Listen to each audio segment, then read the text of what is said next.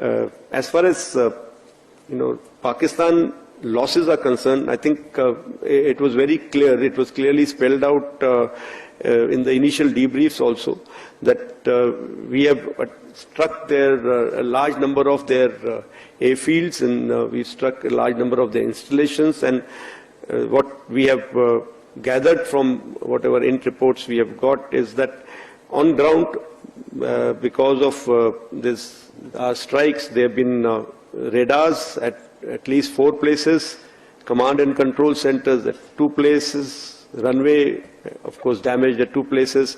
Then 3 of their hangars in 3 different stations have been damaged.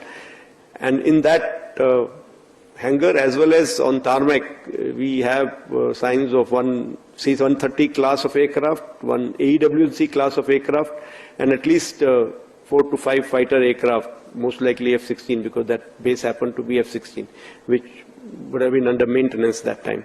Along with that, one SAM system, which has been destroyed. And so these are the strikes that, the destruction that has taken place on ground by our strikes. And as far as air defense part is concerned, we have clear evidence of one long-range strike, which I talked about, more than 300 kilometers, which happens to be either an AEW&C or a SIGINT aircraft.